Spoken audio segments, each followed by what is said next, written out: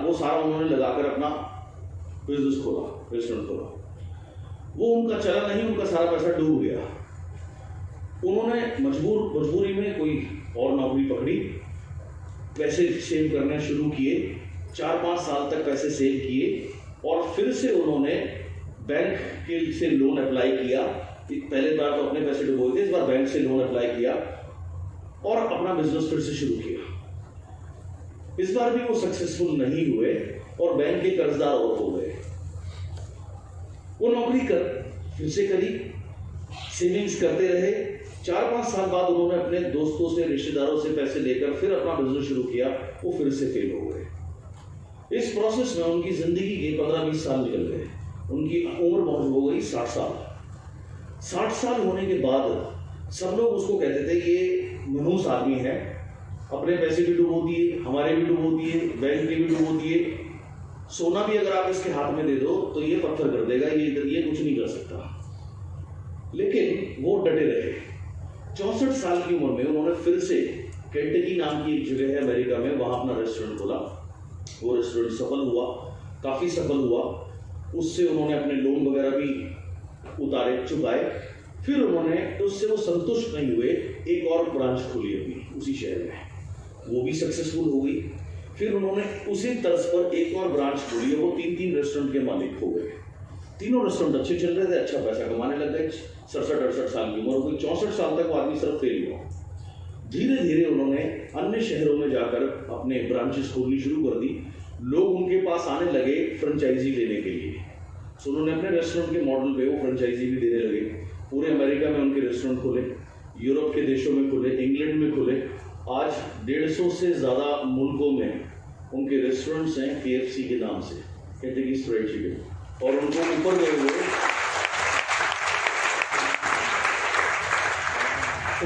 गए हुए कई वर्ष हो गए, लेकिन बावजूद उसके आज भी वो हजारों डॉलर, लाखों डॉलर पर डे की उनकी अर्निंग है। अंडरस्टैंड? 64 साल तक ये आदमी सिर्फ फेल हुआ था। हर व्यक्ति कहता था ये मनहूस आदमी है। तो जो अब तक नहीं हुआ वो आगे नहीं हो सकता, ऐसा कोई नियम नहीं है। और कभी ना कभी हर चीज पहली बार होती है। So past is not equal to future. Mother Teresa 38 साल की एज तक एक नॉर्मल साधारण स्कूल टीचर थी। उनकी जैसी न जाने हजारों लाखों स्कूल टीचर होंगी दुनिया में।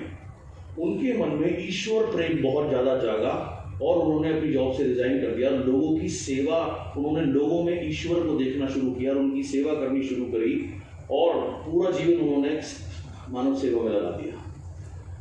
आज उनको गुजरे हुए कितने वर्ष हो गए, लेकिन जब तक ये पृथ्वी रहेगी उनका जब भी नाम लिया जाएगा, कोई भी व्यक्ति किसी भी मजहब का क्यों ना, उसका सर अदब से जरूर झुकेगा और यूनिवर्सल मदर बनेगी। सो कहने का मतलब है past is not equal to future. जो अब तक नहीं हुआ, हम सब लोग पास्ट का बहुत बैगेज लाइफ में लेके चलते हैं। अब तक तो मुझे यहाँ पहुंच जाना चाहिए था, अब तक तो ऐसा हो जाना चाहिए था, अब तक तो ये होना चाहिए था। फाइन, नहीं हुआ लेकिन अब होगा। जो मेरे स्पिरिचुअल गुरु है वो कहते हैं एक बात, एवरी मोमेंट इज न्यू। हर क्षण जीवन में नया है, हर सुबह एक नई सुबह है, एक नई अपॉर्चुनिटी है। तो जो अब तक नहीं हुआ वो आगे नहीं होगा या नहीं हो सकता, ऐसा बिल्कुल नहीं है। आप चाहें तो उसको चेंज कर सकते हैं। सो पास्ट का फ्यूचर से कोई कनेक्शन नहीं है। Past is not equal to future. ये बात समझ आई आपको? यस। होता क्या है, जब हम किसी काम को करते करते जब हमें थोड़ा समय हो जाता है तो हमारी ऑटोमेटिक एक्साइटमेंट कम हो जाती है और हम सोचने लगते हैं कि अब तक होना होता तो हो जाता। साइकोलॉजिकली ये बात हमारे अंदर बैठ जाती है और हमारी स्पीड स्लो होने लगती है। लेकिन हमें हर दिन ये सोचना है, अब नहीं हुआ कोई बात नहीं, अब तक नहीं हुआ कोई बात नहीं, अब करूंगा, नाउ आई विल चेंज, अब मैं इसको बेहतर करूंगा। So past is not equal to future. Fear stops so many people. डर जो है वो बहुत लोगों को रोकता है अपना सफर शुरू करने से। एक चाइनीज कहावत है, journey of 1000 mile starts with the first step. अर्थात हजारों मील की लंबी यात्रा भी पहले कदम से शुरू होती है। अगर पहला कदम ही नहीं निकालेंगे तो यात्रा शुरू नहीं हुई तो मंजिल पर पहुंचने का प्रश्न ही नहीं उठता। नाउ डर की वजह से अनगिनत लोग अपने सपनों को पूरा नहीं कर पाते और सपने देखने से भी डरते हैं बिकॉज ऑफ फियर। फियर किस चीज का? सबसे बड़ा फियर होता है फियर ऑफ फेलियर। नहीं कर पाया तो फियर ऑफ फेलियर। फेल होने का डर, तो लिखने की जरूरत नहीं। फियर ऑफ फेलियर, फेल होने का डर। आप देखो कितने लोग हैं जो प्लान नहीं दिखाते। इतना समय हो गया, आप उन्हें कहते हैं भाई खुद प्लान क्यों नहीं दिखाते? बोले सर इस बार आप कर दो, सर करेंगे सर करेंगे। वो क्यों नहीं करते? क्योंकि उन्हें डर लगता है। क्या डर लगता है? कि अगर मैं ठीक से नहीं दिखा पाया तो। मुझे याद है मैं 2008 में उड़ीसा का एक धर्मपुर नाम का शहर है, वहाँ पर होटल के कमरे में मीटिंग होनी थी, क्योंकि उस समय इतनी भीड़ नहीं होती थी कि हॉल में जा सके।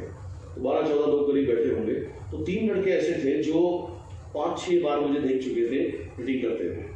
तो एक को मैंने कहा यार सुन स्पिरुलिना तू बता दियो इसमें, नोनी तू बताना और फ्लेक्स तुम बताना, डेमो कर देना। उसने छूटते ही कहा सर मुझसे नहीं होगा। मैंने कहा क्यों? बोला सर देखो अगर मैं कुछ भूल गया तो आप स्पिरुलिना के बारे में 10 पॉइंट बताते हो, अगर मैं 5 ही बता पाए तो मैं जिसे तू बता रहा है उसे 5 भी नहीं पता, उसे 1 भी नहीं पता, तो उसकी टेंशन मत लो। तो ये जो तो है ये आपको शुरू करने से ही रोक देता है। तो फियर ऑफ फेलियर। जबकि आप देखो फेल होने का कोई कॉन्सेप्ट है ही नहीं, फेलियर नाम की कोई चीज दुनिया में होती नहीं है एक्चुअली। आप देखो अगर बच्चा पैदा होता है, क्या बच्चा पैदा होते ही बोलने लगता है? नहीं, उसको लगभग 2.5-3 साल लगते हैं बोलना सीखने के लिए। तो अगर आप देखो वो 2.5-3 साल से फेल ही तो हो रहा है, कोशिश कर रहा है, हो नहीं रहा, फेल ही तो होता है वो 2.5-3 साल।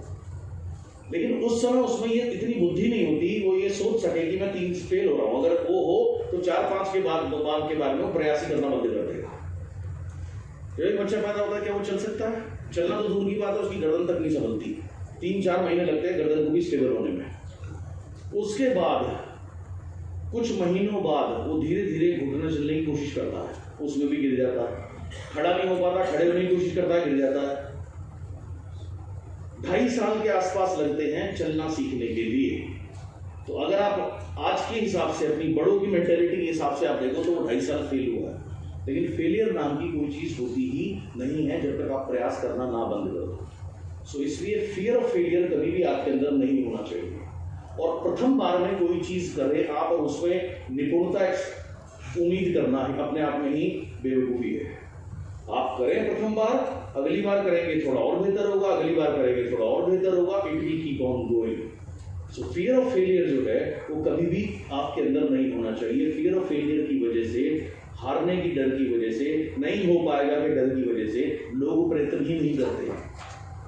सालों पहले 1998 में मैंने एक पोस्टर देखा था, वो पोस्टर आज भी मेरे जहन में छपा हुआ है। उस पोस्टर में क्या था, एक बास्केटबॉल प्लेयर था, उसके हाथ में बास्केटबॉल थी और सामने बास्केटबॉल की बास्केट थी और वो ऐसे था जैसे वो सोच रहा हो मैं फेंकूं या ना फेंकूं। और उसके ऊपर एक कोटेशन लिखी हुई थी। वो कोटेशन थी you will miss 100% of the shots that you don't take. अर्थात आप अपने जीवन में 100% वो शॉट मिस करोगे जो आप अटेम्प्ट ही नहीं करोगे। अब ये खिलाड़ी अगर बॉल को फेंके तो ये बास्केट में जा भी सकती है, नहीं जा सकती, दोनों चांस है। लेकिन अगर ये फेंके ही नहीं ये सोच के कि नहीं गई तो फिर तो जाने का प्रश्न नहीं उठता। तो फियर ऑफ फेलियर जो है वो कभी भी आपके अंदर नहीं होना चाहिए। आपने अपने लिए कोई बड़ा लक्ष्य रखा, से 5 लाख रुपए, आप 5 पे नहीं पहुंचे, कुछ टाइम बाद जितने टाइम में सोचा था 1 पर पहुंचे। जहां आज हो उससे तो 1 भी बेहतर है कि नहीं है? तो आपके पास खोने के लिए है क्या? कुछ भी नहीं है ना, तो फिर डरना किस बात का? फिर अटेम्प्ट क्यों ना किया जाए? Understand? So fear of failure कभी भी हमारे अंदर नहीं होना चाहिए। so, ये फियर ऑफ फेलियर बहुत लोगों को जीवन में रोक देता है। फियर ऑफ रिजेक्शन, रिजेक्शन का फियर। रिजेक्शन क्या है? यार उसने मना कर दिया तो, यार उसने नहीं किया तो। इस वजह से ज्यादातर लोग अपने क्लोज लोगों को बिजनेस ही नहीं बताते और अगर कोई अपने से संपन्न व्यक्ति है उससे तो ऐसे डरते हैं जैसे भूत से डरते हैं उसको प्लान दिखाने में। उन्हें क्या डर लगता है? उसने मना कर दिया तो। रिजेक्शन को पर्सनली लेते हैं, इंसल्ट के तौर पर लेते हैं, राइट? आप देखिए ट्यूसडे को मैं सुबह ब्रेकफास्ट कर रहा था मेरे होटल में रेडी होके, तो एक हमारे लीडर हैं, डबल क्राउन डायरेक्टर हैं, वो आए मुझसे मिलने। 2 साल बाद मिले थे, कोविड वगैरह की वजह से ट्रैवलिंग नहीं हुई थी। तो आते ही मैंने उनको कहा, मैंने कहा भाई नाश्ता कर लो। तो उन्होंने कहा नहीं सर मैं करके आया था। मैंने कहा थोड़ा सा कर लो। बोला नहीं सर बिल्कुल नहीं सर, बिल्कुल इच्छा नहीं है। तो कोई बात नहीं। मैंने कहा अच्छा चलो बैठ तो जाओ। मैंने कहा भाई चाय पियोगे? बोला नहीं सर चाय नहीं पीऊँगा सर। अरे मैंने कहा भाई कोई बात नहीं, कॉफ़ी पी लो? बोला नहीं सर कॉफ़ी भी नहीं पीऊँगा। अरे मैंने कहा कुछ तो ले ले भाई। बोला सर पानी लूँगा। अब अगर मैं सोचूं कि इसने ब्रेकफास्ट रिजेक्ट कर दिया मेरा, चाय रिजेक्ट कर दी मेरी कॉफ़ी रिजेक्ट कर दी, तो मैं मेरी बेवकूफ़ी तो है, उसको पर्सनल लेने की जरूरत ही नहीं है। अंडरस्टैंड? उसकी नई इच्छा है या नहीं उसका अभी गुंजाइश है, वो नहीं लेगा, उसकी चॉइस है। सेम वे जब हम किसी को बिजनेस दिखाते हैं, अगर उसको बिजनेस समझ में नहीं आया या उसने नहीं किया तो उसको उसमें बुरा मानने की कोई बात नहीं है, और ना आपके संबंध चेंज होने चाहिए, उस व्यक्ति से संबंध वैसे ही रहने चाहिए। ज्यादातर लोग क्या करते हैं, उसको पर्सनली लेकर के उसका असर अपने संबंध पे डाल देते हैं। तो आपको अपने संबंध पे नहीं डालना है, राइट? और अगर संबंध वैसे ही रहेंगे, हो सकता है 4-6 महीने बाद आप उसके घर पर हो या दोबारा कहीं पे बैठे हो, तो आपको सिर्फ क्या करना, सिर्फ एक स्टोरी सुनानी है। अरे भाई याद है आपको मैंने वेस्टीज का बिजनेस बताया था? वो बोलेगा हाँ जी। बोला आपको एक कमाल की बात बताऊं? बोला एक व्यक्ति थे जो यूपी रोडवेज में कंडक्टर थे, 3-4 हज़ार रुपए महीना कमाते थे, अभी मुझे पता लगा उन्होंने मर्सिडीज भी ले लिया, 5 लाख रुपए पहुंच गया। अब मैंने ये न्यूज दे दी, उसके ऊपर काम करना होगा तो करेगी, नहीं करना होगा तो नहीं करेगी, कोई दिक्कत नहीं। रिलेशनशिप से होनी चाहिए। दूसरी चीज क्या है, लाइफ में हमेशा व्यक्ति का समय चेंज होता रहता है। हो सकता है मैंने आज किसी को बताया, उसको बात समझ में नहीं आई, वो अपनी लाइफ में कंफर्टेबल है। मान लो वो एक नौकरी करता है जिसमें वो कंफर्टेबल है, ज्यादा काम करना नहीं पड़ता, पैसे अच्छे खासे मिलते हैं, उसकी लाइफ मजे में है। तो जब हम कंफर्टेबल मोड में होते हैं ना लाइफ में, तो हमें कोई और चीज समझ में नहीं आती, क्योंकि हम कंफर्टेबल है। और मान लीजिए 6 महीने बाद उसका ऑफिस कहता है जी एक तो तुम्हारी 30% सैलरी हम काट रहे हैं जी, कोविड के बाद से हमारा बड़ा लॉस हो गया, दूसरा हम तुम्हें चेन्नई भी ट्रांसफर कर रहे हैं।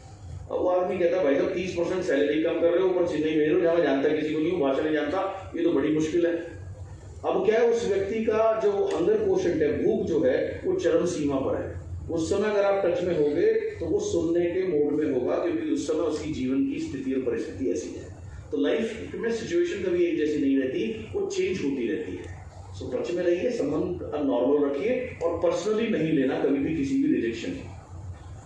फियर ऑफ सक्सेस, साइकोलॉजी हमें ये बताती है कि लोग सफल होने से भी डरते हैं। सफल होने से क्यों डरते हैं, अब आप कहेंगे? पैसा ना होना एक समस्या है, पैसा जब होता है उसको मैनेज भी करना पड़ता है। जैसे मेरे चार्टर्ड अकाउंटेंट हमेशा मेरे पीछे पड़ रहे थे कि अपने मेन अकाउंट से किसी को कुछ मत दिया करो, पर्सनल अकाउंट से दो जिसको जो भी देना है, क्योंकि हमें सफाई देनी पड़ती है, सरकार को बताना पड़ता है पैसा क्यों दिया गया, क्या है, किताब में लिखना पड़ता है, बड़ी दिक्कत है। सो मैंने कहा कमाल की बात है, मेरा पैसा मुझे ही सफाई देनी पड़ रही है, बट ऐसा ही सिस्टम है, राइट? सो लोग सफल होने से भी डरते हैं। और लोग सफल होने से क्यों डरते हैं? से अगर आप सफल हो गए, आप अच्छे पैसे कमाने लगे, सब आपके दोस्त लोग ये भी सोचते हैं मेरे दोस्त रिश्तेदार मेरे पास ही पैसे मांगने आते रहेंगे, और आते भी हैं, ऐसा होता भी है। तो फिर लोग सक्सेस होने से भी डरते हैं। फियर है क्या? फियर है फॉल्स एविडेंस अपीयरिंग रियल, यानी झूठे प्रमाण जो हमें सच्चे लगते हैं, लेकिन वो हैं झूठे, वो सच्चे नहीं है, लेकिन लगते सच्चे हैं।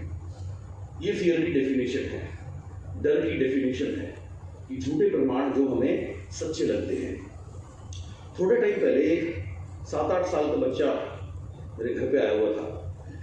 रात के 11 साढ़े 11 बज गए, तो मैंने उसको कहा, मैंने कहा बेटा आप सो जाओ। बोला नींद नहीं आ रही। मैंने कहा नींद नहीं आ रही, लेकिन सोने जाओगे तभी तो नींद आएगी, सुबह आपको जल्दी उठ के स्कूल भी जाना है, तो आप सो जाओ। उसने कहा अच्छा ठीक है, मोबाइल फोन ले लिया, बाहर चला गया। 15 मिनट के बाद आया, रूम की लाइट जली हुई थी और वो छत को आंख फाड़ के देख रहा था। मैंने कहा आप सोए नहीं? बोला मुझे नींद नहीं आ रही। मैंने कहा आपने ना लाइट बंद करी ना आंख बंद करी, बेटा नींद कैसे आएगी? बोला मैंने कहा लाइट बंद कर दो। बोला नहीं मुझे डर लगता है। मुझे डर लगता है? किसी से डर लगता है? बोला भूत से। मैंने भूत देखा? बोला नहीं। तो मैंने कहा तुझे कैसे पता फिर भूत होता है? बोला नानी सुनाती है कहानी में। तो आप देखो, जो चीज है ही नहीं वो उससे डर रहा है। अभी तो भूत से डर रहा है। थोड़ा जो बड़ा होता है यही बच्चा, तो जनरली कहते हैं पढ़ लिख ले, नहीं तो बर्तन मांजेगा डाल में, है ना, या पंचर साइकिल पंचर लगाएगा बेटा, यही करेगा। तो फिर एक डरना एक प्रवृत्ति बन जाती है, और हर चीज में लाइफ में हम डरना शुरू हो जाते हैं। 99% जो हमारे डर होते हैं ये काल्पनिक होते हैं, इमेजिनेटिव होते हैं, ये रियल में नहीं होते। अंडरस्टैंड? सिर्फ 1% डर जो है वो रियल होता है, बाकी 99% हमारी इमेजिनेशन होती है, कल्पना होती है। ये नहीं हुआ तो ऐसा हो गया, तो वैसा हो गया, तो सोच तो लिया 1 लाख रुपए नहीं हुए तो ये नहीं हुआ तो ये कैसे होगा, वो कैसे होगा, नेगेटिव थिंकिंग। हर एक ह्यूमन बीइंग के अंदर में बेसिकली 2 डर होते हैं। पहला, आई एम नॉट गुड इनफ, मैं शायद उतना अच्छा नहीं हूं। विश्वास जी ने कर लिया, वो कर सकते हैं, मैं नहीं कर सकता। नीलम जी ने कर लिया, ये सक्सेसफुल हो गए जी, मेरे से नहीं होगा, मैं उतनी अच्छी मीटिंग नहीं करता। अगर आपने इनकी पहली मीटिंग सुनी होती तो आपको पता होता है इतनी अच्छी मीटिंग करते थे पहले। तो I am not good enough, हर व्यक्ति के अंदर में कॉन्फिडेंस की, जिस तरीके से हमारी परवरिश होती है, कॉन्फिडेंस की कमी होती है।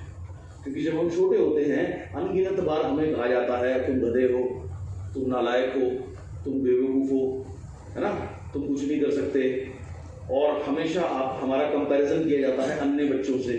उसको देख, तू सारा दिन खेलता रहता है, वो देख आते ही अपने आप उठता है, अपने आप पढ़ाई करता है, देख कितना बढ़िया है, फिर से तो कुछ होता ही नहीं। तो इस तरीके की बात लगातार कई साल तक हम सुनते हैं, तो फिर हमारे अंदर ये डर बैठ जाता है कि आई एम नॉट गुड इनफ, या मैं उतना अच्छा नहीं हूं, या मैं नहीं कर पाऊंगा, I am not good enough. दूसरा डर होता है आई वोंट बी लव्ड या एक्सेप्टेड, कि मुझे शायद स्वीकारा ना जाए। क्योंकि love is the oxygen of soul. हर व्यक्ति चाहता है पैसे के अलावा मान, सम्मान, राइट, एक्सेप्टेंस। 1998 में जब मैं इस इंडस्ट्री में आया, 3 अप्रैल, अभी आगामी 3 अप्रैल को मुझे 24 साल हो जाएंगे इस इंडस्ट्री के अंदर में। 3 अप्रैल को जब मैंने इस बिजनेस को शुरू किया अप्रैल 98 में, पहले महीने का जो मेरा पेचेक था वो 155 रुपए का था। दूसरे महीने का जो मेरा पेचेक था वो 139 रुपए का था। और ऐसा नहीं है मैं घर पे बैठा हुआ था, मैं डेली शाम को घर से 2 घंटे दूर पहुंचता था उस कंपनी के ऑफिस, वहाँ शाम को मीटिंग होती थी, और मैं डेली 25-25, 30-30 लोगों को इन्वाइट करता था CNT के लिए। आते कितने लोग थे?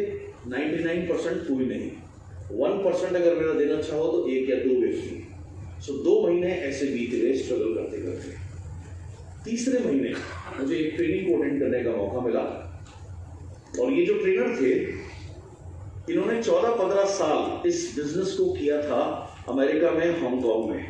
सो उस कंपनी ने इनको हायर किया था अपना नेटवर्क बढ़ाने के लिए, क्योंकि 1997-98 में इंडिया में किसी को नहीं पता था ये बिजनेस कैसे चलता है, कैसे ग्रो होता है। सो उनका जब सेशन मैंने अटेंड किया, कमाल का सेशन था। जब वो खत्म हुआ, उस दौरान मोबाइल नहीं होते थे, आम आदमी के पास नहीं होते थे, बहुत बड़े लोगों के पास होते थे। और मोबाइल में कैमरा कुछ नहीं होता था, साधारण मोबाइल होता था, वो भी 40-50 हज़ार रुपए का आता था, साधारण। और उस समय इनकमिंग कॉल भी 16 रुपए की चार्ज होती थी, 16 रुपए पर मिनट की चार्जिंग होती थी। सो इसलिए सेल्फी का तो सवाल ही नहीं होता। तो जैसे ही वो सेशन खत्म हुआ, उन्होंने एक डब्बी निकाली, उन्होंने उनके विजिटिंग कार्ड थे, और उन्होंने कहा कि ये विजिटिंग कार्ड अगर आप चाहें तो आप ले सकते हैं, आपको कोई भी प्रॉब्लम हो बिजनेस से संबंधित बढ़ने में तो इसमें मेरा डायरेक्ट नंबर है, आप मुझे फोन कर सकते हैं।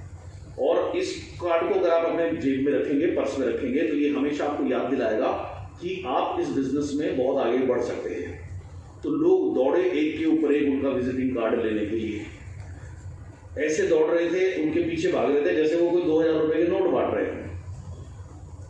वहां से मुझे समझ में आया कि अगर मैं भी 14-15 साल इस इंडस्ट्री को दूंगा तो मेरी भी लाइफ ऐसी हो सकती है, मैं भी 1 करोड़ रुपए साल के कमा सकता हूं, और इतनी ज्यादा इज्जत मिलेगी जो नॉर्मल किसी काम में मिलना संभव ही नहीं है। अभी आप देखिए, जब मैं आया आप लोगों ने कितना प्यार दिया, आदर दिया, सत्कार दिया। क्या आप नहीं चाहते आपकी भी लाइफ ऐसी हो? राइट। सो ये बिजनेस आपको मौका देता है पैसे के साथ साथ आपको हर जगह एक्सेप्ट किया जाए, आपको हर जगह रिस्पेक्ट मिले, आप जहां भी जाएं, देश में विदेश में हर जगह। अभी 31 तारीख को मुझे बांग्लादेश जाना है, ढाका जाना है, क्योंकि 1 तारीख को वहां मेरा 1000-1200 लोगों का ट्रेनिंग प्रोग्राम है। तो वहां की जो मेरी लीडर हैं उन्होंने कहा, 10 दिन पुरानी बात बता रहा हूँ, कि 800 टिकटें करीब बिक चुकी हैं सर, 200-300 टिकटें ही बची हैं, आप एक बंगला में एक लाइन रिकॉर्ड करके भेज दो, लोग पागल हो जाएंगे। मैंने कहा क्या रिकॉर्ड करना है? तो आप बोल दो हम ही बांग्लादेश आशी 1 अप्रैल, ऐसे करके आप बंगला में भेज दो। मैंने कहा पागल है, 200-300 टिकट तेरे पास बची है? मैंने कहा वहाँ लाठी चार्ज हो जाएगा, इतनी भीड़ आ जाएगी, मैं नहीं भेज रहा। सो कहने का मतलब है मैं आज तक उस देश में नहीं गया, लेकिन लोग इंतजार करते हैं। सो ये कैरियर आपका भी हो सकता है, क्योंकि हर इंसान चाहता है प्रेम, आदर, सत्कार, कि वो स्वीकारा जाए, उसको एक्सेप्ट किया जाए। सो ये इस बिजनेस में ऑटोमेटिकली आपको मिलता है जब आप सफल होंगे पैसे के अलावा। Most important, $1 million secret. $1 million किसको बोलते हैं? मिलियन अमेरिकन शब्द है, मिलियन का मतलब है 10 लाख। डॉलर, $1 में 70 रुपए होते हैं। $1 मिलियन सीक्रेट का सिंपल सा अर्थ है करोड़ों रुपए का सीक्रेट। ये करोड़ों रुपए का सीक्रेट क्या है, ध्यान से सुनेंगे और समझेंगे, बहुत इंटरेस्टिंग भी है। Your brain is not design to make you happy, it is design for survival. आपका जो ब्रेन है, मस्तिष्क है, वो नहीं बना है आपको खुश रखने के लिए, आपको सफल करने के लिए, वो बना है सर्वाइवल के लिए, सिर्फ जिंदा रहने के लिए, बने रहने के लिए बस। क्यों? क्योंकि हमारे ब्रेन की एक नेचुरल प्रवृत्ति होती है, इंसान का जो दिमाग है उसको मंकी माइंड भी कहा जाता है। तो मंकी माइंड क्यों बोलते हैं? क्योंकि आप देखिए, मंकी, बंदर एक जगह टिक कर नहीं बैठता, एक डाली पे लटकता है, एक डाली से दूसरी डाली पे लटकता है, दूसरी से तीसरी डाली पे लटकता है, तीसरी से चौथी, बिना वजह इधर उधर लटकता रहता है, स्थिर नहीं होता। ऐसे ही हमारा माइंड है, वो एक जगह पर स्थिर नहीं होता, वो लगातार बिना बात चलता रहता है। हमारा जो ब्रेन है 90% ऑफ द टाइम वो नेगेटिव थॉट प्रोड्यूस करता है, यानी 90% से ज्यादा वो नेगेटिव विचार उत्पन्न करता है। जैसे, मेरे पास पैसे नहीं हैं, मैं कैसे कर पाऊंगा, मुझसे तो नहीं होगा, मुश्किल है, मुझे कोई हेल्प नहीं करता, मुझे कोई सपोर्ट नहीं करता, मुझे कोई गाइड नहीं करता, और इस प्रकार की बहुत सारी चीजें। सो 90% जो हमारे विचार ब्रेन में आते हैं वो नेगेटिव होते हैं। एंड बात यहीं पर ही खत्म नहीं हो जाती। 90% जो हमारे विचार होते हैं वो रिपीटेटिव होते हैं, यानी कि वो बार बार आते हैं। एक बार आके भी चले जाए तो भी कोई दिक्कत नहीं, लेकिन वो बार बार आते हैं। कैसे होगा, कैसे होगा, कैसे होगा, कर पाऊंगा नहीं कर पाऊंगा, मुश्किल है, मुश्किल है, मुश्किल है। तो ये चीजें रिपीट होती हैं। तो ये हमारा ब्रेन है। दूसरा, हमारा ब्रेन जो है वो 1 मिनट में 35 से 50 विचार पैदा करता है प्रति मिनट। इतने विचारों की जरूरत ही नहीं है, इतने विचार की हमें बिल्कुल भी जरूरत नहीं है। आप देखो, जितने भी महात्मा लोग हैं, योगी लोग हैं, सिद्ध लोग हैं, ये पूरा जीवन तपस्या करते हैं शून्य विचार शून्य होने के लिए, या एट द मोस्ट 1 या 2 विचार ही रहे। और आम आदमी का जो दिमाग है उसमें 35 से 40-50 विचार प्रति मिनट आते हैं। इस वजह से वो दुखी रहता है, परेशान रहता है, बेवजह चिंता। जितने विचार आएंगे उतनी अपने आप चिंता होने लग जाएगी, उतनी अपने आप टेंशन होने लग जाएगी। सो ये हमारा ब्रेन की ये प्रॉब्लम है, राइट। नाउ हमेशा वो देखता रहता है क्या गड़बड़ है, ये गड़बड़ ना हो जाए, ये गड़बड़ ना हो जाए, ये ना हो जाए, वो ना हो जाए, नेगेटिव चीजें हमेशा सोचता रहता है। कभी कभी मैं सोचता हूँ कि जैसा हमारा ब्रेन है, अगर ऐसा हमारा हाथ हो जाए मात्र 5 मिनट के लिए, तो आपके हाथ आपको इतने चांटे बजाएगा, 5 मिनट में तुम्हारा गाल सूख जाएगा। ब्रेन यही तो काम करता है, बेवजह दौड़ता रहता है, बेवजह दौड़ता रहता है, हमेशा नेगेटिव थॉट प्रोड्यूस करता रहता है। अरे लेट ना हो जाओ, अरे ये ना हो जाए, अरे वो ना हो जाए, वो कभी सही सोचता ही नहीं। ये नेचुरली हमारा ब्रेन इस तरीके से बना है, और ऊपर से हमारा माहौल ऐसा होता है। Now you will always remain average if you don't control your brain now. अगर आप अपने ब्रेन को कंट्रोल नहीं करेंगे, आप हमेशा साधारण रहेंगे। ब्रेन को कैसे कंट्रोल करते हैं आप सीखना चाहेंगे? आप सीखना चाहेंगे? गुड। सबसे पहले ओन योरसेल्फ। ओन योरसेल्फ का मतलब क्या है? ओन का मतलब क्या है यहाँ पे, कोई बताएगा? हाँ, ओके, इसको ऐसे समझो, ये व्यक्ति इस कार के ओनर है। अब बताओ इसका क्या मतलब हुआ? मालिक, करेक्ट। सो सबसे पहले आपको स्वयं का मालिक बनना है। एंड टेक, इसका पार्ट 2 है टेक रिस्पॉन्सिबिलिटी। जिम्मेदारी आपने उठानी है अपने जीवन की। लाइफ किसकी है? कामयाब किसे होना है? अच्छी कार किसे लेनी है? अच्छा घर में किसे रहना है? अच्छा जीवन किसे जीना है? तो काम कौन करेगा ना? काम डाउनलाइन करेगी, काम ऑफलाइन करेगी, मैं भी करूं, कोई और करेगा। तो सबसे पहले आपको ये जिम्मेदारी लेनी है। और एक चीज सिंपल सी समझो, अपनी अपनी लाइफ में मेन रोल में, लीड रोल में आप हैं। अपनी लाइफ के हीरो आप हैं, अपनी लाइफ के हीरोइन आप हैं। कोई और व्यक्ति जो है वो सपोर्टिंग रोल में तो हो सकता है, लेकिन मेन रोल में नहीं हो सकता आपकी लाइफ में। आपको कोई गाइड कर सकता है, काउंसल कर सकता है, सिखा सकता है, समझा सकता है, करना आपने है। अंडरस्टैंड? कोई और आपके लिए नहीं कर सकता। आप देखिए, आपको बहुत तेज भूख लगी है, क्या कोई आप कह सकते हो किसी को यार भूख तो बड़ी तेज लग रही है, खाने का जी नहीं हो रहा, तो मिले 2 रोटी खा ली भाई, बोल सकते हो? नहीं, बढ़िया, बिल्कुल, क्योंकि पॉसिबल नहीं है। एक और एग्जांपल समझाता हूं। 3:30-4 बजे के आसपास बड़ी मीठी सी नींद आती है ना, बढ़िया सी नींद आती है। अब आपको ऐसी मीठी सी बढ़िया सी नींद आ रही है, लेकिन आपको सुसु का प्रेशर लगता है। अब नींद भी में बड़ा मजा आ रहा है, तो आप सोचते हो थम जाए यार, थोड़ी देर में देखते हैं, अभी सो ले थोड़ा सा। आप नींद का आनंद ले रहे हो, 15-20 मिनट आधे घंटे में प्रेशर और बढ़ गया। अब नींद भी बड़ी मजेदार आ रही है। आप कहते हो यार थोड़ी देर और समझा, बढ़िया नींद डिस्टर्ब हो जाएगी, बड़ा मजा आ रहा है। प्रेशर और चरम सीमा पे पहुंच गया। आपके साथ में आपके पार्टनर या आपके कोई मित्र सो रहे हैं, वो जा रहे हैं वॉशरूम करने, तो आप उसे कह सकते हो भाई मुझे भी घड़ी देर से आ रहा, मेरे लिए भी करिएगी भाई। आप कह सकते हो? नहीं, स्वयं ही करना है।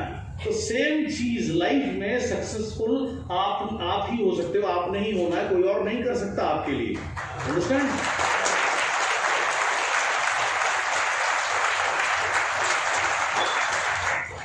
अक्सर हम सोचते रहते हैं ये कर दे, ये वो कर दे। वो कोई भी व्यक्ति सिर्फ आपको, गुरु जो है सिर्फ राह दिखा सकता है, गाइड कर सकता है, चलना आपने। 1995-96 में मैं मुंबई गया था। उस समय मैं क्रिकेट खेलता था, तो हम प्री रजिस्ट्री खेलने मुंबई गए थे, इंटर रेलवे खेलने। तो वहाँ एक किताब देखी मैंने, सड़क के किनारे बिक रही थी। उस किताब का टाइटल था getting help from other side of your brain, यानी अपने मस्तिष्क के दूसरे हिस्से से मदद लेकर जो चाहना वो पाना। तो किताब मुझे बड़ा शीर्षक बड़ा अच्छा लगा, मैंने किताब खरीद ली। उस किताब में काफ़ी सारी मेडिटेटिव टेक्निक्स बताई थी, जिससे आप अपने सबकॉन्शियस माइंड के ऊपर काम कर सकते हो, विजुअलाइजेशन वगैरह बहुत चीज़ सिखाई हुई। लेकिन किताब से थोड़ी बहुत ही चीज़ समझ में आती है, बिना गुरु ज्ञान होता नहीं है।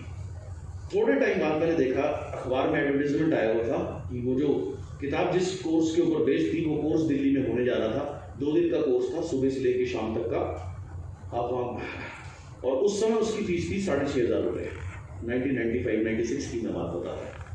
ऑब्वियसली मेरे पास उस समय इतने पैसे नहीं थे, लेकिन कहीं से अरेंज किए वो कोर्स मैंने किया। कोर्स जब खत्म हुआ 2 दिन के बाद में, शाम को जो हमारे इंस्ट्रक्टर थे उन्होंने कहा देखो जी, हमने आपको ये चीज़ें बता दी, सिखा दी, अब आपके ऊपर है आप इसकी कितनी प्रैक्टिस करोगे। आप जितनी प्रैक्टिस करोगे उतना ज़्यादा आपको इसमें परिणाम मिलेंगे। अगर आप ज़्यादा प्रैक्टिस करोगे तो आपको ज़्यादा अच्छे परिणाम मिलेंगे, कम प्रैक्टिस करोगे कम परिणाम मिलेंगे, आप कोई प्रैक्टिस नहीं करोगे तो कोई परिणाम नहीं मिलेंगे। फिर आप हमें मत कहना कि चीज़ काम नहीं करती, वो आपके ऊपर है। तो सेम वे आपने अपनी जिम्मेदारी लेनी है, मुझे सक्सेसफुल होना है, कोई और आपको सक्सेसफुल नहीं कर सकता। बहुत से लोग जो भी कोई व्यक्ति कहे कि मैं तुम्हें कामयाब बना दूंगा, सबसे बड़ा झूठ बोल रहा है। कोई किसी को कामयाब नहीं बना सकता। बहुत से लोग कहते हैं मेरी टीम में आ जाओ, मैं ये कर दूंगा, मैं सफल बना दूंगा, मैं तुम्हें ये बना दूंगा, वो तुम्हें बना ही तो रहा है, तुम्हें यही नहीं पता वो तो मेरे को बना रहा है। समझ आइए आपको? तो सबसे पहले ब्रेन को कंट्रोल करने की शुरुआत कहाँ से होती है? अपने खुद का मालिक बनना, अपनी जिम्मेदारी समझना कि मेरा जीवन है, मेरी जिम्मेदारी है इसको बेहतर करने की, कोई और नहीं कर सकता आपके लिए। ये चीज़ आपको माइंड में बिल्कुल क्लियर होनी चाहिए। राइट? समझ आया टेक रिस्पॉन्सिबिलिटी का मतलब क्या है? Right, good.